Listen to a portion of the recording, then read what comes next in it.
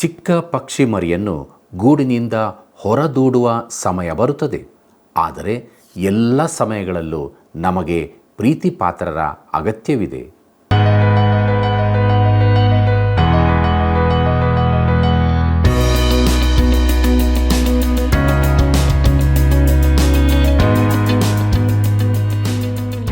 ಪ್ರೀತಿಯುಳ್ಳ ಆತ್ಮೀಯ ವೀಕ್ಷಕರೇ, ನಿಮಗೆಲ್ಲರಿಗೂ ಸತ್ಯವೇದ ಅಧ್ಯಯನ ಕಾರ್ಯಕ್ರಮಕ್ಕೆ ಪ್ರೀತಿಯ ಸುಸ್ವಾಗತ. ನಮ್ಮ ವೈರಿಯಾದ ಸೈತಾನನಿಗೆ ಮಾನವ ಸಂತತಿಯ ಮೇಲೆ ಅಪವಾದ ಹಾಕುವುದು ರೂಢಿಯಾಗಿದೆ. ಅದನ್ನು ತನ್ನ ಹತೋಟಿಯಲ್ಲಿರುವವರ ಮೂಲಕ ಈ ದಿನಗಳಲ್ಲಿ ಮಾಡುತ್ತಾನೆ. ಇದು ನಿಮಗೆ ತಿಳಿದಿದೆಯೋ? ತಿಳಿಯದಿರುವುದಾದರೆ ಬನ್ನಿರಿ, ಕಾರ್ಯಕ್ರಮವನ್ನು ವೀಕ್ಷಿಸಿರಿ, ಸತ್ಯವನ್ನು ಅರಿತುಕೊಳ್ಳಿರಿ. ಇಂದಿನ ಅಧ್ಯಯನದ ನಂತರ ಕರೆ ಮಾಡಲು ಮರೆಯಬೇಡಿರಿ. ಬನ್ನಿರಿ, ಪ್ರಾರ್ಥನೆ ಮಾಡೋಣ. ಕೃಪಾಳು ದೇವರೇ, ನಿನ್ನ ಜೀವವುಳ್ಳ ವಾಕ್ಯವನ್ನು ಅಧ್ಯಯನ ಮಾಡುವುದಕ್ಕೆ ಸೇರಿ ಬಂದಿದ್ದೇವೆ. ಪರಿಶುದ್ಧಾತ್ಮನೇ, ನಮ್ಮ ಸಂಗಡ ನೀನು ಮಾತನಾಡು. ನಿನ್ನ ವಾಕ್ಯದ ಸತ್ಯಗಳು ನಮಗೆ ತಿಳಿಯಪಡಿಸು. ಆ ಸತ್ಯಗಳನ್ನು ನಮ್ಮದಾಗಿ ಮಾಡಿಕೊಂಡು ನೀನು ನಮಗೋಸ್ಕರ ಪ್ರತಿಷ್ಠಿಸಿದಂಥ ಜೀವವುಳ್ಳ ಮಾರ್ಗದಲ್ಲಿ ಮುನ್ನಡೆಯೋದಕ್ಕೆ ಸಹಾಯ ಮಾಡು. ನಿನ್ನ ದಿವ್ಯ ಪ್ರಸನ್ನತೆ ಈ ಕಾರ್ಯಕ್ರಮದಲ್ಲಿ ನಮ್ಮನ್ನು ನಡೆಸಲಿ. ಯೇಸುವಿನ ನಾಮದಲ್ಲಿ ಬೇಡಿದ್ದೇವೆ ತಂದೆಯೇ, ಆಮೆನ್. ಕರ್ತನಲ್ಲಿ ಪ್ರೀತಿಯುಳ್ಳ ಸಹೋದರ ಸಹೋದರಿಯರೇ, ಬಾಯಿಯೊಳಕ್ಕೆ ಹೋಗುವಂಥದ್ದು ಮನುಷ್ಯನನ್ನು ಹೊಲೆ ಮಾಡುವುದಿಲ್ಲ, ಬಾಯಿಯೊಳಗಿಂದ ಹೊರಡುವಂಥದ್ದೇ ಮನುಷ್ಯನನ್ನು ಹೊಲೆ ಮಾಡುವುದು ಎಂಬುದಾಗಿ ಹೇಳಿದಂಥ ನಮ್ಮ ರಕ್ಷಕನಾದ ಯೇಸು ಕ್ರಿಸ್ತನ ಅತೀ ಪರಿಶುದ್ಧವುಳ್ಳ ನಾಮದಲ್ಲಿ ನಿಮ್ಮೆಲ್ಲರಿಗೂ ನನ್ನ ಹೃದಯಪೂರ್ವಕವಾದ ಪ್ರೀತಿಯ ವಂದನೆಗಳು. ಕರ್ತನಲ್ಲಿ ಪ್ರಿಯರೇ, ಯೋಬನ ಪುಸ್ತಕದ ಅಧ್ಯಯನದಲ್ಲಿ ನಾವು ಮುಂದೆ ಸಾಗುತ್ತಾ ಇದ್ದೇವೆ. 3ನೇ ಅಧ್ಯಾಯದ ಮುಖ್ಯ ಪ್ರಸ್ತಾಪವನ್ನು ನೋಡುವುದಾದರೆ, ಯೋಬನ ಮೊದಲ ಸಂವಾದ, ಅವನ ದೂರುಗಳು ಎಂಬುದಾಗಿದೆ. ಪ್ರೀತಿಯುಳ್ಳ ದೇವಜನರೇ, ಯೋಬನನ್ನು ಒಂದು ಪರೀಕ್ಷಾ ಮಾದರಿಯನ್ನಾಗಿ ಉಪಯೋಗಿಸಲಾಯಿತು ಎಂದು ಹೇಳಿದೆವು. ಸೈತಾನನು ದೇವರಿಗೆ ಸವಾಲನ್ನೊಡ್ಡಿದನು. ಅವನು ದೇವರಿಗೆ ಹೇಳಿದನು, ನೀನು ಅವನ ಸುತ್ತಲೂ, ಅಂದರೆ ಯೋಬನ ಸುತ್ತಲೂ ಬೇಲಿಯನ್ನು ಹಾಕಿದ್ದಿ, ಅವನಿಗೆ ಎಲ್ಲವನ್ನೂ ಕೊಟ್ಟಿದ್ದಿ. ಅದೆಲ್ಲವನ್ನು ಅವನಿಂದ ತೆಗೆದುಬಿಟ್ಟರೆ ಅವನು ನಿನ್ನೆದುರಿಗೆ ನಿನ್ನನ್ನು ಕ್ಷಪಿಸುವನು ಎಂದು. ಪ್ರಿಯರೇ, ಸೈತಾನನು ಮಾನವ ಸಂತತಿಯ ಮೇಲೆ ಅಪವಾದವನ್ನು ಮಾಡಿ ದೇವರ ಮೇಲೆ ದೂಷಣೆಯ ಮಾತುಗಳನ್ನಾಡಿದನು. ಪರಲೋಕದ ಬುದ್ಧಿಜೀವಿಗಳಾದ ದೂತರು ಈ ಮಾತುಗಳನ್ನು ಕೇಳಿ ತಮ್ಮಲ್ಲೇ ಕುಗ್ಗಿ ಹೋಗಿರಬಹುದು. ದೇವರು ಸೃಷ್ಟಿಸಿದರಲ್ಲಿ ಅತ್ಯುನ್ನತನಾದ ಈ ವ್ಯಕ್ತಿ, ಅಂದರೆ ಸೈತಾನನು, ಬಿದ್ದು ಹೋದವನಾಗಿ ಸರ್ವಶಕ್ತ ದೇವರ ಕುರಿತು ಹೀಗೆ ಅಣಕವಾಡುವುದೇ ಎಂಬುದಾಗಿ. ಪ್ರಿಯರೇ, ಸೈತಾನನು ಯೋಬನನ್ನು ಹಿಡಿಯುವುದಕ್ಕೆ ದೇವರು ಸಮ್ಮತಿಸಿದನು. ಸೈತಾನನು ಅವನ ಜೀವಿತವನ್ನು ಪ್ರವೇಶಿಸಿದನು. ಒಂದಾದ ನಂತರ ಒಂದರಂತೆ ಅವನ ಜೀವಿತದಿಂದ ತೆಗೆಯುತ್ತಾ ಅವನನ್ನು ಮುರಿಯಲು ಯತ್ನಿಸಿದನು. ಸಂವಾದಗಳ ಕುರಿತು ನೋಡುವ ಮೊದಲು ನಾವು ಇದೆಲ್ಲದರ ಹಿನ್ನೆಲೆಯನ್ನು ಮತ್ತೊಮ್ಮೆ ನೋಡಿಕೊಳ್ಳೋಣ. ನಾನು ನೀವು ನಾಶನ ಪಾತ್ರವಾದ ಮಾನವ ಸಂತತಿಗೆ ಸೇರಿದವರು. ಕೆಳಗೆ ಭೂಲೋಕದಲ್ಲಿರುವ ಸುಳ್ಳುಗಾರರು, ವಂಚಕರು, ಕಳ್ಳರು, ಕೊಲೆಗಾರರು ಇಂಥವರ ನಡುವೆ ವಾಸಿಸುವುದು ಕಷ್ಟಕರವಾದದ್ದು. ಆದರೆ ನಾವು ಅವರಂತಲ್ಲ ಎಂದು ನೀವು ಹೇಳಬಹುದು. ಆದರೆ ಅದೇ ಸತ್ಯ. ನಾವೆಲ್ಲರೂ ಅವರಂತೆಯೇ ಇದ್ದೇವೆ. ಈ ಸಂತತಿಗೆ ಸೇರಿದವರಾಗಿದ್ದೇವೆ. ಆದ್ದರಿಂದಲೇ ದೇವರು ನಮ್ಮನ್ನು ಇದ್ದ ಸ್ಥಿತಿಯಲ್ಲೇ ಪರಲೋಕಕ್ಕೆ ಕೊಂಡೊಯ್ಯಲು ಸಾಧ್ಯವಿಲ್ಲ. ಹೀಗಿರುವ ಸ್ಥಿತಿಯಲ್ಲಿ ದೇವರು ಈ ಲೋಕವನ್ನು ಪರಲೋಕಕ್ಕೆ ತೆಗೆದುಕೊಂಡು ಹೋದರೆ ನಮಗೆ ಅಲ್ಲಿ ಪುನಃ ಇಲ್ಲಿನ ಜಗತ್ತೇ ಎದುರಾಗುತ್ತದೆ. ನಿಮಗೆ ಹೀಗಾಗುತ್ತದೋ ನನಗೆ ಗೊತ್ತಿಲ್ಲ. ಆದರೆ ನಾನು ಪುನಃ ಅದೇ ಸ್ಥಿತಿಗೆ ಹೋಗಲು ಇಷ್ಟಪಡುವುದಿಲ್ಲ ಮತ್ತು ದೇವರಿಗೂ ಇದು ಅರ್ಥವಿಲ್ಲದ್ದಾಗಿ ಕಂಡಿರುತ್ತದೆ. ಆದ್ದರಿಂದಲೇ ಕರ್ತನಾದ ಯೇಸು ಒಬ್ಬ ಸುಧಾರಿತ ಧಾರ್ಮಿಕನಾದ ಪರಿಸಾಯನಿಗೆ ಹೇಳಿದನು, ನೀನು ತಿರುಗಿ ಹುಟ್ಟಬೇಕು ಎಂಬುದಾಗಿ. ಯೋಹಾನ ಬರೆದ ಸುವಾರ್ತೆ 3ನೇ ಅಧ್ಯಾಯ 7ನೇ ವಚನದಲ್ಲಿ ಇದನ್ನು ಓದುತ್ತೇವೆ. ಕರ್ತನಲ್ಲಿ ಪ್ರಿಯರೇ, ನಾವೆಲ್ಲರೂ ಒಂದೇ ದೋಣಿಯಲ್ಲಿರುವರೆಂಬುದು ನಮಗೆ ಸಮಾಧಾನ ತರುತ್ತದೋ? ನಾವು ಈ ದಿನಗಳಲ್ಲಿ ಸಾಮಾನ್ಯ ನಡವಳಿಕೆಗಳ ಕುರಿತು ಮಾತನಾಡುತ್ತೇವೆ. ಮನಃಶಾಸ್ತ್ರಜ್ಞರು ಇದರಲ್ಲಿ ನುರಿತವರು. ಸಾಮಾನ್ಯ ನಡವಳಿಕೆ ಎಂದು ಯಾವುದನ್ನು ಹೇಳುತ್ತಾರೆ? ಅವರು ಒಂದು ರೇಖಾಚಿತ್ರವನ್ನು ಬಿಡಿಸಿ ಅದರಲ್ಲಿ ಹೆಚ್ಚು ಜನರಿರುವಂಥದ್ದನ್ನೇ ಸಾಮಾನ್ಯ ಎಂದು ಕರೆಯುತ್ತಾರೆ. ಒಂದು ತುದಿಯಲ್ಲಿ ಅಸಾಮಾನ್ಯರು, ಮತ್ತೊಂದು ಬದಿಯಲ್ಲಿ ಅತಿ ಸಾಮಾನ್ಯರಿರುತ್ತಾರೆ. ಎರಡೂ ಕಡೆಗಳಲ್ಲೂ ಕೆಲವರಿರುತ್ತಾರೆ. ಮಧ್ಯದಲ್ಲಿರುವ ಹೆಚ್ಚಿನ ಸಂಖ್ಯೆಯವರು ಸಾಮಾನ್ಯರೆಂದು ಅವರು ಹೀಗೆ ತೀರ್ಮಾನಿಸುತ್ತಾರೆ. ಹಾಗಿಲ್ಲವೆಂದು ನನ್ನ ಅಭಿಪ್ರಾಯ. ನಾವೆಲ್ಲರೂ ಪಾಪಿಗಳಾಗಿದ್ದೇವೆಂದು ದೇವರು ಹೇಳುತ್ತಾನೆ. ಪ್ರೀತಿಯುಳ್ಳ ಸಹೋದರ ಸಹೋದರಿಯರೇ, ಈ ಮನುಷ್ಯನೆಂಬ ಪ್ರಾಣಿ ಬಲಹೀನನು, ಅಲ್ಲಾಡುವವನು, ತಪ್ಪು ಮಾಡಿದವನೂ ಆಗಿದ್ದಾನೆ. ಅವನ ಸಮತೋಲನವನ್ನು ಹಾಳು ಮಾಡುವುದು ಬಹು ಸುಲಭ. ಇದು ನಮ್ಮೆಲ್ಲರ ಸ್ಥಿತಿಯೂ ಆಗಿರುತ್ತದೆ. ಸಾಮಾನ್ಯ ಸ್ಥಿತಿಯಿಂದ ತಪ್ಪಿ ಪ್ರತ್ಯೇಕವಾಗಿರುವುದು ಬಹಳ ಸುಲಭ. 10ರಲ್ಲಿ ಒಬ್ಬನು ಮಾನಸಿಕ ರೋಗಿಯಾಗಿದ್ದಾನೆಂದು ಅಂಕಿಅಂಶ ತಿಳಿಸುತ್ತದೆ.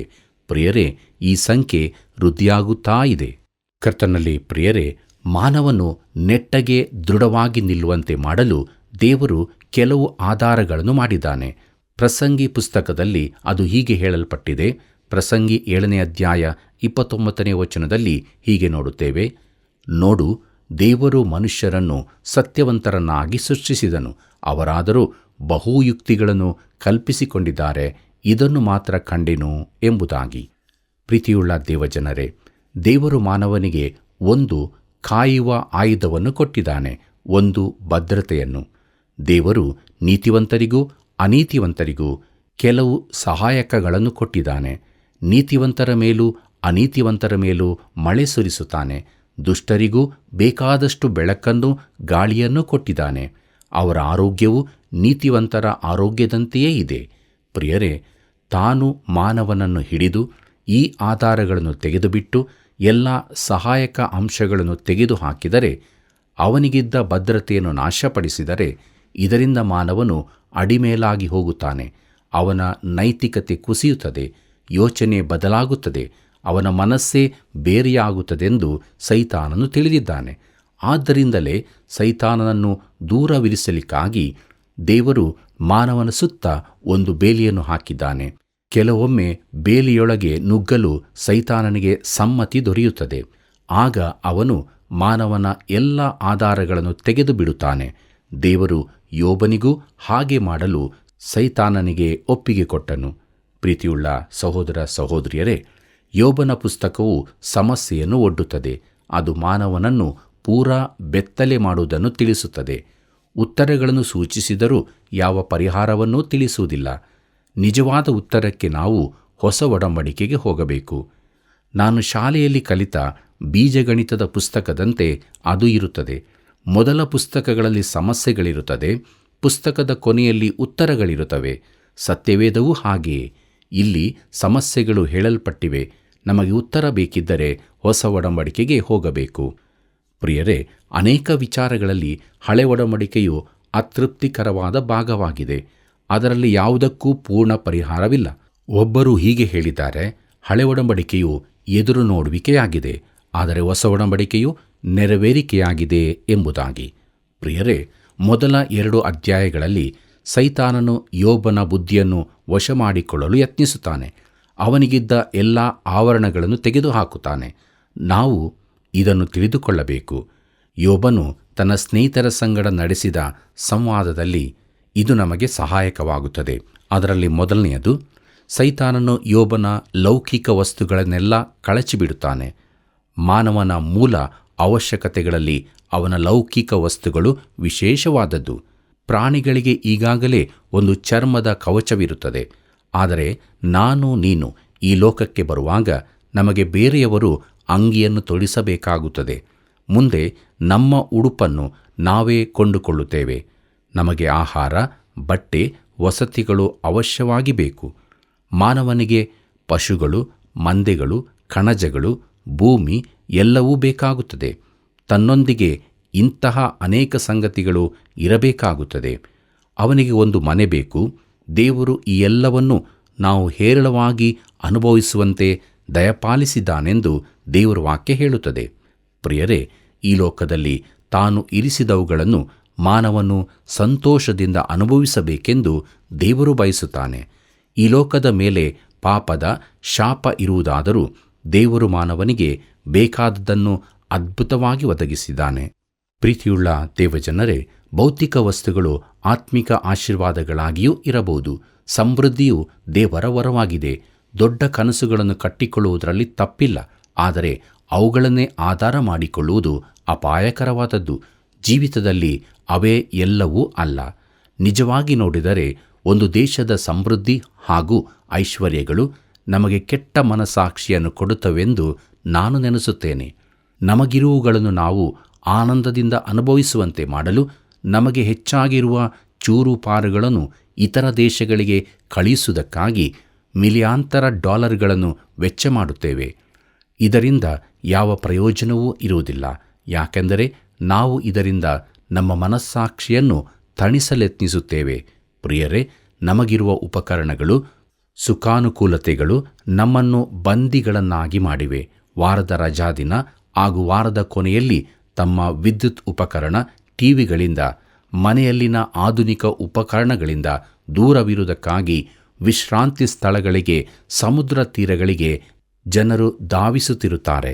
ತಮಗೆ ಇದರಿಂದ ಬಿಡುಗಡೆ ಬೇಕೆಂದು ಅವರು ಹೇಳುತ್ತಾರೆ. ಪ್ರಿಯರೇ, ತಾವು ಸೆರೆಯಲ್ಲಿರುವ ಭಾವನೆ ಅವರಿಗಾಗಿರುತ್ತದೆ. ಕ್ರೈಸ್ತನು ಕೂಡ ಏಕಾಂಗಿಯಾಗಿದ್ದು ತನ್ನನ್ನು ತಾನು ಪರೀಕ್ಷಿಸಿಕೊಳ್ಳಬೇಕಾಗಿದೆ. ನಾನು ವಸ್ತುಗಳ ಮೇಲೆ ಭರವಸವಿಟ್ಟಿದ್ದೇನೋ ಇಲ್ಲ ದೇವರ ಮೇಲೆಯೋ ಎಂಬುದಾಗಿ. ಪ್ರಿಯರೇ, ಯೋಬನು ಎಲ್ಲವನ್ನು ಕಳಕೊಂಡನು. ಅವನು ಸಮೃದ್ಧಿಯಿಂದ ಬಡತನಕ್ಕೆ ಇಳಿದನು, ಆದರೆ ಅವನ ಅಸ್ಥಿವಾರವು ಕದಲಲಿಲ್ಲ. ಎರಡನೇ ವಿಷಯವನ್ನು ನೋಡೋಣ. ಯೋಬನ ಪ್ರಿಯರನ್ನು ತೆಗೆದು ಬಿಡಲು ಸೈತಾನನಿಗೆ ದೇವರು ಸಮ್ಮತಿ ಕೊಟ್ಟನು. ನಮಗೆ ಆಧಾರವಾಗಿ ನಮ್ಮ ಪ್ರಿಯರು ಇರಬೇಕು. ಮಕ್ಕಳನ್ನು ನಾವು ಅಪ್ಪಿಕೊಂಡು ಮುದ್ದಿಡುವುದಕ್ಕಾಗಿ ಕರ್ತನು ಮಕ್ಕಳನ್ನು ಆಕರ್ಷರನ್ನಾಗಿ ಮಾಡುತ್ತಾನೆ. ಅವುಗಳಿಗೂ ಈ ಪ್ರೀತಿ ಬೇಕು. ಪ್ರಿಯರೇ, ಡಾಕ್ಟರ್ ವರ್ನನ್ ಮ್ಯಾಗಿಯವರು ಈ ರೀತಿಯಾಗಿ ಹೇಳುತ್ತಾರೆ, ನನ್ನ ಜೀವಿತದ ಅತ್ಯಂತ ಸಂತಸದ ಕ್ಷಣವೆಂದರೆ ನನ್ನ ಮೊದಲ ಮಗುವನ್ನು ಕೈಗಳಲ್ಲೆತ್ತಿ ಹಿಡಿದುಕೊಳ್ಳುವುದೇ ಆಗಿತ್ತು. ಆದರೆ ಆ ಮಗುವನ್ನು ದೇವರು ತೆಗೆದುಕೊಂಡನು. ಈಗ ನನ್ನ ಅತ್ಯಂತ ಸುಖದ ಕ್ಷಣವೆಂದರೆ ನನ್ನ ಮೊಮ್ಮಕ್ಕಳನ್ನು ಕೈಗಳಲ್ಲೆತ್ತಿಕೊಳ್ಳುವುದು. ಅದೆಷ್ಟು ಅದ್ಭುತವಾದದ್ದು! ದೇವರು ನಮ್ಮನ್ನು ಈ ರೀತಿ ಉಂಟು ಮಾಡಿದ್ದಾನೆ ಎಂಬುದಾಗಿ. ಕರ್ತನಲ್ಲಿ ಪ್ರಿಯರೇ, ಮಗು ಬೆಳೆಯುತ್ತಾ ಹೋದಂತೆ ಪ್ರೀತಿ ಕರುಣೆಗಳನ್ನು ಹುಡುಕುತ್ತಾ ಹೆತ್ತವರ ಬಳಿಗೇನೇ ಹೋಗುತ್ತಾನೆ. ಕೈಗೆ ತಾಗಿದಾಗ ತಾಯಿಯ ಮುದ್ದಿಗಾಗಿ ಓಡುತ್ತಾನೆ. ಅದು ಗಾಯವನ್ನು ಗುಣಪಡಿಸುವುದಿಲ್ಲ, ಆದರೆ ಮಗುವಿಗೆ ಸಮಾಧಾನವಾಗುವುದಂತೂ ನಿಜ. ಈ ರೀತಿಯ ಪ್ರೀತಿಯ ವಾತಾವರಣ ಇಲ್ಲದಿದ್ದರೆ ಮಗು ಮಾನಸಿಕ ತೊಂದರೆಗಳೊಂದಿಗೆ ಬೆಳೆಯುತ್ತದೆ. ಈ ಕುರಿತ ಮನಃಶಾಸ್ತ್ರಜ್ಞರ ಅಭಿಪ್ರಾಯ ಸರಿಯಾದದ್ದೇ. ಪ್ರೀತಿಯುಳ್ಳ ದೇವಜನರೇ, ಬಳಿಕ ಚಿಕ್ಕ ಪಕ್ಷಿ ಮರಿಯನ್ನು ಗೂಡಿನಿಂದ ಹೊರದೂಡುವ ಸಮಯ ಬರುತ್ತದೆ. ಯೌವನಾವಸ್ಥೆಗೆ ಪ್ರವೇಶಿಸುವವರಿಗೆ ಹೆತ್ತವರ ಆಧಾರ ಬೇಕಾಗುವುದಿಲ್ಲ ಮತ್ತು ಮುಂದೊಂದು ದಿನ ಅವರ ಪ್ರೀತಿಯು ಬೇರೆಯ ವ್ಯಕ್ತಿಯ ಮೇಲೆ ಕೇಂದ್ರೀಕೃತವಾಗುತ್ತದೆ. ಬಳಿಕ ಪ್ರೀತಿಯು ತನ್ನ ಸ್ವಂತ ಮಕ್ಕಳ ಮೇಲೆ ಹರಿಯುತ್ತದೆ. ಆದರೆ ಎಲ್ಲ ಸಮಯಗಳಲ್ಲೂ ನಮಗೆ ಪ್ರೀತಿ ಪಾತ್ರರ ಅಗತ್ಯವಿದೆ. ಪ್ರಿಯರೇ, ಯೋಬನು ಒಂದೇ ದಿನದಲ್ಲಿ ತನ್ನ 7 ಮಂದಿ ಗಂಡು ಮಕ್ಕಳನ್ನು 3 ಮಂದಿ ಹೆಣ್ಣು ಮಕ್ಕಳನ್ನು ಕಳಕೊಂಡನು. ಕರ್ತನಲ್ಲಿ ಪ್ರಿಯರೇ, ಮೂರನೇ ವಿಷಯವನ್ನು ನೋಡುವಾಗ ಮಾನವನ ಸುಖ ಜೀವಿತಕ್ಕೆ ಆರೋಗ್ಯ ಬಹಳ ಪ್ರಾಮುಖ್ಯವಾದದ್ದು. ಅನೇಕ ವೇಳೆ ಆತ್ಮಹತ್ಯೆಯ ವಾರ್ತೆಯ ಜೊತೆಗೆ ಅವರು ಅಸ್ವಸ್ಥರಾಗಿದ್ದರು ಎಂಬ ಮಾತೂ ಇರುತ್ತದೆ. ಎಷ್ಟೋ ಮಂದಿ ದೇವಜನರು ಕೂಡ ಅಸೌಖ್ಯದಿಂದಾಗಿ ಹಾಸಿಗೆ ಹಿಡಿದು ಯಾವ ಕೆಲಸವನ್ನೂ ಮಾಡಲಾಗದ ಸ್ಥಿತಿಯಲ್ಲಿರುತ್ತಾರೆ. ಒಂದು ವೇಳೆ ನಮಗಾಗದ ರೀತಿಯಲ್ಲಿ ಅವರು ದೇವರ ಮೇಲೆ ಭರವಸವಿಟ್ಟಿರಬಹುದು. ಯೋಬನ ಆರೋಗ್ಯವನ್ನು ತೆಗೆದು ಬಿಡುವಂತೆ ಸೈತಾನನಿಗೆ ಒಪ್ಪಿಗೆ ದೊರಕಿತು. ಇದು ಯೋಬನಿಗೊಂದು ದೊಡ್ಡ ಹೊಡೆತವಾಯಿತು. 4ನೇ ವಿಷಯವನ್ನು ನೋಡುವಾಗ ಬಳಿಕ ಯೋಬನಿಗೆ ಸಂಗಾತಿಯ ಪ್ರೀತಿ, ಅನುಕಂಪಗಳು ಕಳೆದು ಹೋದವು. ದೇವರು ಆದಾಮನಿಗೆ ಒಬ್ಬ ಸಹಕಾರಿಣಿಯನ್ನು ಒದಗಿಸಿದನು. ಸಹಕಾರಿಣಿ ಎಂದರೆ ಅವನ ಉಳಿದ ಅರ್ಧ ಭಾಗ. ದೇವರು ಎಲ್ಲರಿಗೂ ಈ ರೀತಿಯ ಪಕ್ಕೆಲುಬಿನಿಂದ ಒಬ್ಬ ಪತ್ನಿಯನ್ನು ಉಂಟು ಮಾಡಿದ್ದಾನೆಂದು ನಾನು ನಂಬುತ್ತೇನೆ. ಮನುಷ್ಯನ ಸಂತೋಷ ಹಾಗೂ ಒಳಿತಿಗಾಗಿ ದೇವರು ವಿವಾಹವನ್ನು ಸ್ಥಾಪಿಸಿದ್ದಾನೆ. ಅನೇಕ ಮನುಷ್ಯರು ಜೀವಿತದ ಕೊನೆ ವರ್ಷಗಳಲ್ಲಿ ಇದ್ದುಕೊಂಡು ದೈನಂದಿನ ಜೀವಿತದ ಹೋರಾಟಗಳನ್ನು ಎದುರಿಸುತ್ತಾ ಮನೆಗೆ ಹೋಗಿ ತನ್ನ ತಲೆಯನ್ನು ತನ್ನನ್ನು ಅರ್ಥ ಮಾಡಿಕೊಳ್ಳುವ ಪತ್ನಿಯ ಎದೆಯಲ್ಲಾಗಲಿ ಮಡಿಲಲ್ಲಾಗಲಿ ಇಟ್ಟು ಸಮಾಧಾನ ಹೊಂದುತ್ತಾನೆ. ಕೆಲವೊಮ್ಮೆ ಆಕೆಯೊಂದಿಗೆ ಕಣ್ಣೀರಿನಿಂದ ತನ್ನ ದುಃಖವನ್ನು ಹಂಚಿಕೊಳ್ಳಬಹುದು. ಇದೆಂಥ ಅದ್ಭುತವಾದ ಅನುಭವ! ನಾವು ನೋಡಿದಂತೆ ಯೋಬನು ತನ್ನ ಪತ್ನಿಯ ಕನಿಕರ, ಅನುಕಂಪಗಳನ್ನು ಕಳಕೊಳ್ಳುತ್ತಾನೆ. 5ನೇ ವಿಷಯವನ್ನು ನೋಡುವಾಗ ಯೋಬನ ಸ್ನೇಹಿತರು ಅವನೊಂದಿಗೆ ದುಃಖ ಹಂಚಿಕೊಳ್ಳಲು ಬಂದರು. ಆದರೆ ಅವರು ಮರುಭೂಮಿಯ ಮರೀಚಿಕೆಯಂತಿದ್ದರು. ಅವರು ಬರುತ್ತಿರುವಾಗ ಓಯಸಿಸ್ನಂತೆ ಕಂಡರು, ಆದರೆ ನಿಜವಾಗಿ ಅವರು ಕೇವಲ ಮರೀಚಿಕೆಯಾದರು. ಅವನು ಅವರನ್ನು ಬೇಸರ ಹುಟ್ಟಿಸುವ ಆದರಿಕರೆಂದು ಕರೆಯುತ್ತಾನೆ, ಯಾಕಂದರೆ ಮುಂದೆ ಅದನ್ನು ನೋಡಲಿದ್ದೇವೆ. ಸೈತಾನನು ಯೋಬನಿಗೆ ಇನ್ನೇನು ಮಾಡಬಹುದು? ಅವನು ಯೋಬನ ಎಲ್ಲ ಆಧಾರಗಳನ್ನು ಕೆಡವಿ ಹಾಕಿದ್ದಾನೆ. ಈಗ ಅವನು ಪ್ರವೇಶಿಸಿ ಯೋಬನ ಮೌಲ್ಯಗಳನ್ನೆಲ್ಲ ನಾಶ ಮಾಡುತ್ತಾನೆ. ಮುಂದಿನ ಸಂವಾದಗಳನ್ನು ಧ್ಯಾನಿಸುವಾಗ ಈ ವಿಚಾರದ ಕುರಿತಾಗಿ ನಾವು ಗಮನಿಸಬೇಕಾಗಿದೆ. ಪ್ರಿಯರೇ, 6ನೇ ವಿಚಾರಕ್ಕೆ ಬರುವಾಗ ಯೋಬನು ತನ್ನ ಮೇಲಿನ ಅಭಿಮಾನವನ್ನೂ ಕಳಕೊಳ್ಳುತ್ತಾನೆ. ತನ್ನ ಆತ್ಮಕ್ಕೆ ಬದಲಾಗಿ ಒಬ್ಬನು ಏನು ಈಡುಕೊಡಬಲ್ಲನು? ಅಮಲು ಪದಾರ್ಥಗಳಿಗಾಗಿ ಇಲ್ಲವೇ ತಮ್ಮ ಸಂಗಾತಿಗಳ ಕೆಟ್ಟ ಮನಸ್ಸನ್ನು ತೃಪ್ತಿಗೊಳಿಸೋದಕ್ಕೋಸ್ಕರ ತಮ್ಮ ಜೀವಿತಗಳನ್ನೇ ಹಾಳು ಮಾಡಿಕೊಳ್ಳುವ ಯುವಕ ಯುವತಿಯರನ್ನು ದೇವರು ಕರುಣಿಸಲಿ. ಮನುಷ್ಯನಿಗೆ ನಿಜವಾದ ಬೆಲೆಯನ್ನು ತೋರಿಸುವವನು ದೇವರೇ ಆಗಿದ್ದಾನೆ. ಕರ್ತನಾದ ಯೇಸು ಹೇಳಿದ್ದಾನೆ, ಬಹಳ ಗುಬ್ಬಿಗಳಿಗಿಂತ ನೀವು ಹೆಚ್ಚಿನವರು ಎಂಬುದಾಗಿ. ಲೂಕನು ಬರೆದ ಸುವಾರ್ತೆ 12ನೇ ಅಧ್ಯಾಯ 7ನೇ ವಚನದಲ್ಲಿ ಇದನ್ನು ನಾವು ನೋಡುತ್ತೇವೆ. ಆದರೂ ಒಂದು ಗುಬ್ಬಿಯಾದರೂ ಕೆಳಕ್ಕೆ ಬಿದ್ದರೂ ತಂದೆಗೆ ಗೊತ್ತಾಗುತ್ತದೆ ಎಂದು ಹೇಳುತ್ತಾನೆ. ಪ್ರಿಯರೇ, ನಮ್ಮ ಬೆಲೆ ಏನೆಂದು ಅದು ನಮಗೆ ತಿಳಿಸುತ್ತದೆ. ಯೇಸು ಕ್ರಿಸ್ತನ ರಕ್ತದ ಬೆಲೆ ನಮಗಿದೆ. ಕರ್ತನಲ್ಲಿ ಪ್ರಿಯರೇ, 7ನೇ ವಿಷಯಕ್ಕೆ ಬರುವಾಗ ಯೋಬನು ದೇವರ ನ್ಯಾಯದ ಕುರಿತು ತನ್ನ ಅನಿಸಿಕೆಯನ್ನು ಬಿಡುತ್ತಾನೆ ಮತ್ತು ಅವನು ಟೀಕೆ ಮಾಡುತ್ತಾ ಕುಹಕವಾಗಿ ಮಾತನಾಡುತ್ತಾನೆ. ಈ ಪುಸ್ತಕವೂ ಕೂಡ ಸತ್ಯವೇದದ ಇತರ ಎಲ್ಲ ಪುಸ್ತಕಗಳಂತೆ ದೈವ ಪ್ರೇರಿತವಾದದ್ದಾದರೂ ಅದರಲ್ಲಿನ ವ್ಯಕ್ತಿಗಳು ಹೇಳುವುದೆಲ್ಲವೂ ಸತ್ಯವಾಗಿರುವುದಿಲ್ಲ. ಇದಕ್ಕೆ ಒಂದು ಉದಾಹರಣೆ, ಸೈತಾನನು ಹವ್ವಳಿಗೆ ಸುಳ್ಳು ಹೇಳುವಾಗ ದೈವ ಪ್ರೇರಿತನಾಗಿ ನುಡಿಯಲಿಲ್ಲ. ನೀನು ಖಂಡಿತವಾಗಿ ಸಾಯಲಾರಿ, ಆದಿಕಾಂಡ 3ನೇ ಅಧ್ಯಾಯ 4ನೇ ವಚನದಲ್ಲಿ ಅವನು ಹೇಳಿದನು. ಆದರೆ ಅವನ ಸುಳ್ಳನ್ನು ದಾಖಲಿಸಿದ್ದು ದೈವ ಪ್ರೇರಣೆಯಿಂದಲೇ. ಸತ್ಯವೇದದಲ್ಲಿನ ಪ್ರತಿಯೊಂದು ಮಾತು ಸತ್ಯವೆಂದು ಕೆಲವರು ನಂಬುತ್ತಾರೆ. ಆದರೆ ಆ ಮಾತುಗಳನ್ನು ಯಾರು ಹೇಳಿದ್ದು ಎಂಬುದನ್ನು ನಾವು ಜಾಗ್ರತೆಯಿಂದ ನೋಡಿಕೊಳ್ಳಬೇಕು. ಯೋಬನ ಪುಸ್ತಕದಲ್ಲಿ ಅವನ ಸ್ನೇಹಿತರು ಹೇಳಿರುವ ಅನೇಕ ಮಾತುಗಳು ಸತ್ಯವಾಗಿರುವುದಿಲ್ಲ. ಕರ್ತನಲ್ಲಿ ಪ್ರಿಯರೇ, 8ನೇ ವಿಷಯಕ್ಕೆ ಬರುವಾಗ ಯೋಬನು ದೇವರ ಪ್ರೀತಿಯ ಮಹತ್ವವನ್ನು ಕಳಕೊಳ್ಳುತ್ತಾನೆ. ಯೆಹೋವನೇ ಕೊಟ್ಟನು, ಯೆಹೋವನೇ ತೆಗೆದುಕೊಂಡನು, ಯೆಹೋವನ ನಾಮಕ್ಕೆ ಸ್ತೋತ್ರವಾಗಲಿ ಎಂದು ಹೇಳಿದ. ಯೋಬನ ಪುಸ್ತಕ 1ನೇ ಅಧ್ಯಾಯ 21ನೇ ವಚನದಲ್ಲಿ ಇದನ್ನು ನಾವು ಓದುತ್ತೇವೆ. ಪ್ರಿಯರೇ, ಅದೇ ಯೋಬನು ಮುಂದೆ ಸರ್ವಶಕ್ತನ ಬಾಣಗಳು ನನ್ನಲ್ಲಿ ನಾಟಿರುತ್ತವೆ, ನನ್ನ ಆತ್ಮವು ಅವುಗಳ ವಿಷವನ್ನು ಹೀರಿಕೊಳ್ಳುತ್ತದೆ. ದೇವರು ಕಳುಹಿಸಿದ ಅಪಾಯಗಳು ನನಗೆ ವಿರೋಧವಾಗಿ ವ್ಯೂಹ ಕಟ್ಟಿವೆ ಎಂಬುದಾಗಿ ಯೋಬ 6ನೇ ಅಧ್ಯಾಯ 4ನೇ ವಚನದಲ್ಲಿ ಓದುತ್ತೇವೆ. ಪ್ರಿಯರೇ, ಮತ್ತೆ 9ನೇ ಅಧ್ಯಾಯದಲ್ಲಿ ಅವನ ಕೂಗು ಹೀಗಿದೆ, ನಮ್ಮ ನಡುವೆ ನಿಲ್ಲಬಲ್ಲ ಒಬ್ಬ ಮಧ್ಯಸ್ಥಗಾರನಿದ್ದರೆ ಎಷ್ಟು ಒಳ್ಳೆಯದಿತ್ತು ಎಂಬುದಾಗಿ. ದೇವರ ಕೈಯನ್ನು ನನ್ನ ಕೈಯನ್ನು ಹಿಡಿದು ನಮ್ಮಿಬ್ಬರನ್ನು ಒಂದು ಮಾಡುವವನಿದ್ದರೆ ಎಂದು ಯೋಬನ ಈ ಕೂಗಿಗೆ ಹೊಸ ಒಡಂಬಡಿಕೆಯಲ್ಲಿ ಉತ್ತರ ಸಿಗುತ್ತದೆ. ತಿಮೋತಿನಿಗೆ ಬರೆದ 1ನೇ ಪತ್ರಿಕೆ 2ನೇ ಅಧ್ಯಾಯ 5ನೇ ವಚನದಲ್ಲಿ ಹೀಗೆ ನೋಡುತ್ತೇವೆ, ಏಕೆಂದರೆ ದೇವರು ಒಬ್ಬನೇ, ದೇವರಿಗೂ ಮನುಷ್ಯರಿಗೂ ಮಧ್ಯಸ್ಥನೂ ಒಬ್ಬನೇ, ಆತನು ಮನುಷ್ಯನಾಗಿರುವ ಕ್ರಿಸ್ತ ಯೇಸುವೆ ಎಂಬುದಾಗಿ.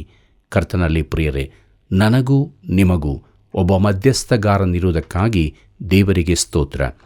ಇಲ್ಲಿಂದ ಪ್ರಾರಂಭವಾಗಿ 37ನೇ ಅಧ್ಯಾಯದವರೆಗೂ ಮುಂದುವರಿಯುವ ಈ ಸಂವಾದವನ್ನು ಅರ್ಥ ಮಾಡಿಕೊಳ್ಳಬೇಕಾದರೆ ಈ ಹಿನ್ನೆಲೆಗಳನ್ನೆಲ್ಲ ತಿಳಿದುಕೊಳ್ಳುವುದು ಅವಶ್ಯವಾಗಿತ್ತು.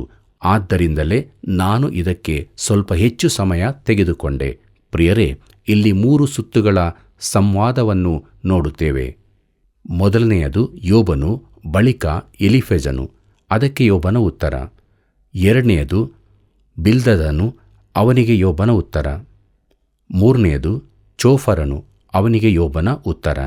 ಪ್ರೀತಿಯುಳ್ಳ ದೇವಜನರೇ, ಇದರಲ್ಲಿ 1ನೇ ಸುತ್ತನ್ನು ನೋಡೋಣ.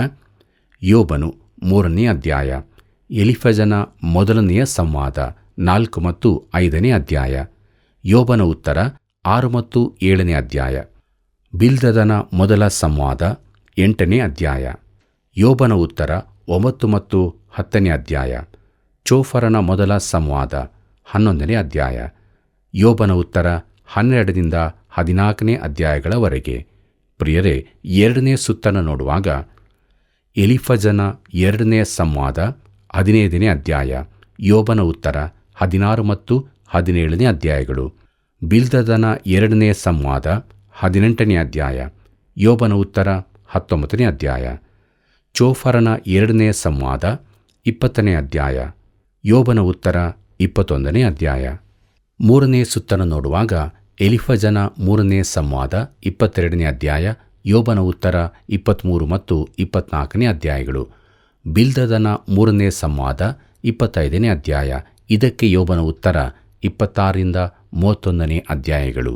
ಕರ್ತನಲ್ಲಿ ಪ್ರಿಯರೇ, ಯೋಬನ ಸ್ನೇಹಿತರು ಅವನ ಸಂಗಡ 7 ದಿನಗಳವರೆಗೆ ಸುಮ್ಮನೆ ಕುಳಿತಿದ್ದರು. ಕೊನೆಗೆ ಯೋಬನು ಮಾತನಾಡತೊಡಗುತ್ತಾನೆ. ಅವನ ಸ್ನೇಹಿತರು ಟೀಕೆಗಳಿಂದ ಕೂಡಿದ ದೂರು ಹೇಳುವ ದೃಷ್ಟಿಯುಳ್ಳವರಾಗಿದ್ದರು. ಯೋಬನು ತನ್ನ ದುರಾವಸ್ಥೆಗಳನ್ನು ಹೇಳಿಕೊಳ್ಳುತ್ತಾ ತಾನು ಹುಟ್ಟದಿದ್ದರೆ ಒಳ್ಳೆಯದಿತ್ತು ಎಂದು ಹೇಳುತ್ತಾನೆ. ಪ್ರೀತಿಯುಳ್ಳ ದೇವಜನರೇ, ಮುಂದಕ್ಕೆ ನಾವು ಯೋಬನ ಮೊದಲ ಸಂವಾದ ಎಂಬುದನ್ನು ನೋಡೋಣ. ಯೋಬ 3ನೇ ಅಧ್ಯಾಯ ಮೊದಲಿನ 5 ವಚನಗಳು ಹೀಗೆ ಹೇಳುತ್ತದೆ. ಆಮೇಲೆ ಯೋಬನು ಬಾಯಿ ತೆರೆದು ತನ್ನ ಜನ್ಮ ದಿವಸವನ್ನು ಶಪಿಸಿ ಇಂತೆಂದನು.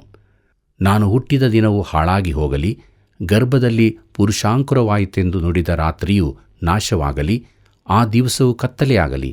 ಮೇಲಿನಿಂದ ದೇವರು ಅದನ್ನು ಲೆಕ್ಕಿಸದಿರಲಿ, ಅದರ ಮೇಲೆ ಬೆಳಕು ಪ್ರಕಾಶಿಸದಿರಲಿ. ಕತ್ತಲೆಯು ಘೋರಾಂಧಕಾರವು ಅದನ್ನು ವಶಮಾಡಿಕೊಳ್ಳಲಿ. ಮೋಡವು ಅದನ್ನು ಕವಿಯಲಿ, ಹಗಲನ್ನು ಉಚ್ಚಿಕೊಳ್ಳುವ ಮೊಬ್ಬು ಅದನ್ನು ಹೆದರಿಸಲಿ ಎಂಬುದಾಗಿ. ಕರ್ತನಲ್ಲಿ ಪ್ರಿಯರೇ, ಇದು ಬಹು ಸುಂದರವಾದ ಸಂಭಾಷಣೆ, ಅಲಂಕಾರಿಕವಾದ ಮಾತು. ಆದರೆ ಅದರ ಸಾರಾಂಶ ತೆಗೆದು ನೋಡಿದಾಗ ಅವನು ಹೇಳುವುದಿಷ್ಟೇ: ನಾನು ಹುಟ್ಟದೇ ಇದ್ದಿದ್ದರೆ ಒಳ್ಳೆಯದಿತ್ತು ಎಂಬುದಾಗಿ. ಪ್ರಿಯ ಸ್ನೇಹಿತನೇ, ನೀನು ಈ ಮಾತನ್ನು ಅದೆಷ್ಟು ಬಾರಿ ಹೇಳಿರಲಿಲ್ಲ? ನಮ್ಮಲ್ಲಿ ಅನೇಕರು ಈ ಮಾತನ್ನು ಹೇಳಿರುತ್ತೇವೆ ಎಂದು ನಾನು ನೆನೆಸುತ್ತೇನೆ. ನಾವು ಯುವಕರಾಗಿದ್ದಾಗ ದೊಡ್ಡ ನಿರಾಶೆ ನಮಗುಂಟಾದ ಸಂದರ್ಭದಲ್ಲಿ ಹೇಳಿರುತ್ತೇವೆ. ಯೋಬನು ಇದನ್ನೇ ಹೇಳಿದ್ದು, ಆದರೆ ಕವಿತೆಯ ರೂಪದಲ್ಲಿ. ಮುಂದಕ್ಕೆ ನೋಡುತ್ತೇವೆ. ಯೋಬ 3ನೇ ಅಧ್ಯಾಯ 6ನೇ ವಚನದಿಂದ 12ನೇ ವಚನದವರೆಗೆ. ಅಲ್ಲಿ ಹೀಗೆ ಬರೆದದೆ: ಕಾರ್ಗತ್ತಲು ಆ ರಾತ್ರಿಯನ್ನು ಹಿಡಿದುಕೊಳ್ಳಲಿ, ಅದು ಮಾಸಗಳ ಲೆಕ್ಕದಲ್ಲಿ ಸೇರದೆ ಸಂವತ್ಸರದ ದಿನಗಳಲ್ಲಿ ಹರ್ಷಿಸದೇ ಇರಲಿ. ಆಹಾ, ಆ ರಾತ್ರಿಯು ಬಂಜೆಯಾಗಿ ಅದರಲ್ಲಿ ಉತ್ಸಾಹಧ್ವನಿಯೂ ಉಂಟಾಗದಿರಲಿ. ಘಟಸರ್ಪವನ್ನು ಎಬ್ಬಿಸುವುದರಲ್ಲಿಯೂ ದಿನಗಳನ್ನು ಕ್ಷಪಿಸುವುದರಲ್ಲಿಯೂ ಜಾಣರಾದ ಮಾಂತ್ರಿಕರು ಅದಕ್ಕೆ ಶಾಪ ಕೊಡಲಿ. ಆ ದಿನದಲ್ಲಿ ಮುಂಜಾನೆಯ ನಕ್ಷತ್ರಗಳು ಮಿಣುಕದೆ ಹೋಗಲಿ, ಅದು ಬೆಳಕನ್ನು ಎದುರು ನೋಡಿದರೂ ಹೊಂದದಿರಲಿ. ಅರುಣೋದಯವೆಂಬ ರೆಪ್ಪೆ ತೆರೆಯುವುದನ್ನು ಅದು ಕಾಣದಿರಲಿ. ಆ ರಾತ್ರಿಯು ತನ್ನ ತಾಯಿಯ ಗರ್ಭದ್ವಾರವನ್ನು ಮುಚ್ಚಿ ನನ್ನ ಕಣ್ಣುಗಳಿಗೆ ಶ್ರಮೆಯನ್ನು ಮರೆ ಮಾಡಲಿಲ್ಲವಲ್ಲ.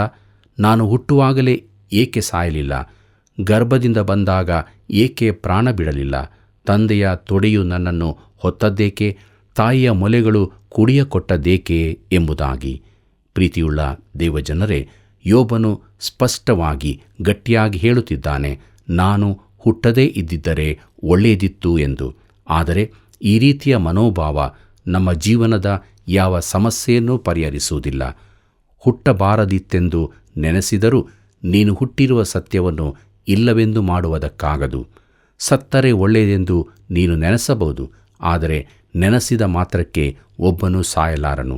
ಅದೆಲ್ಲವೂ ಸಮಯ ಹಾಳು ಮಾಡುವುದಷ್ಟೇ. ಮನಸ್ಸಿನ ಒತ್ತಡವನ್ನು ಸ್ವಲ್ಪ ಕಡಿಮೆ ಮಾಡಬಹುದಷ್ಟೇ. ಯೋಬನಿಗೂ ಆ ಮಾತುಗಳಿಂದಲೇ ಅಷ್ಟೇ ಲಾಭ. ಕರ್ತನಲ್ಲಿ ಪ್ರಿಯರೇ, ದೇವವಾಕ್ಯವನ್ನು ನಾವು ಅಧ್ಯಯನ ಮಾಡಿದ್ದೇವೆ. ನಾವು ನಮ್ಮ ಜೀವಿತದಲ್ಲಿ ಯಾವ ಮನೋಭಾವದಿಂದ ಜೀವಿಸುತ್ತಾ ಇದ್ದೇವೆ? ದೇವರು ಕೊಟ್ಟಂಥ ಈ ಜೀವಿತವನ್ನು ನಾವು ಮುಂದೆ ಸಾಗಿಸುವಾಗ ದೇವರಾತ್ಮನ ಬಲದಿಂದ ತುಂಬಿದವರಾಗಿ ಯಾವಾಗಲೂ ಆತನಲ್ಲಿ ಸಂತೋಷಪಡುತ್ತಾ ನಿತ್ಯ ಜೀವದ ನಿರೀಕ್ಷೆಯಲ್ಲಿ ಜೀವಿಸೋಣ. ಈ ರೀತಿಯಾಗುವಂತೆ ದೇವರು ತಾನು ನಮಗೆ ಸಹಾಯ ಮಾಡಿ ನಡೆಸಲಿ. ಕರ್ತನ ಕೃಪೆಯು ಸದಾ ನಿಮ್ಮ ಸಂಗಡ ಇರಲಿ. ಪ್ರಿಯರೇ, ಮನುಷ್ಯರಾದ ನಾವು ಅಲ್ಲಾಡುವವರು, ತಪ್ಪು ಮಾಡುವವರೂ ಆಗಿದ್ದೇವೆ. ಸತ್ಯವೇದದ ಹಳೆ ಒಡಂಬಡಿಕೆಯು ಎದುರು ನೋಡುವಿಕೆಯಾಗಿದೆ, ಆದರೆ ಹೊಸ ಒಡಂಬಡಿಕೆ ನೆರವೇರಿಕೆಯಾಗಿದೆ. ದೇವರ ಅನುಮತಿಯ ಮೇರೆಗೆ ಸೈತಾನನು ಯೋಬನ ಸುತ್ತಲೂ ಇದ್ದ ಆವರಣಗಳನ್ನು ತೆಗೆದರೂ ಕೂಡ ಯೋಬನು ಯಥಾರ್ಥನಾಗಿದ್ದನು. ನಾವು ಕೂಡ ಎಲ್ಲ ಸಮಯಗಳಲ್ಲಿ ಯಥಾರ್ಥರಾಗಿ ಜೀವಿಸೋಣವೇ? ಪ್ರಿಯ ವೀಕ್ಷಕರೇ, ಸತ್ಯವೇದ ಅಧ್ಯಯನವು ನಿಮ್ಮ ಬಾಳಿಗೆ ಬೆಳಕಾಗಿದೆಯಲ್ಲವೇ? ಆದುದರಿಂದ ಆ ಬೆಳಕನ್ನು ಇತರರು ಹೊಂದಿಕೊಳ್ಳಲು ಈಗಲೇ ಕರೆ ಮಾಡಿ ನಮ್ಮೊಂದಿಗೆ ಕೈ ಜೋಡಿಸಿರಿ. ವಂದನೆಗಳು.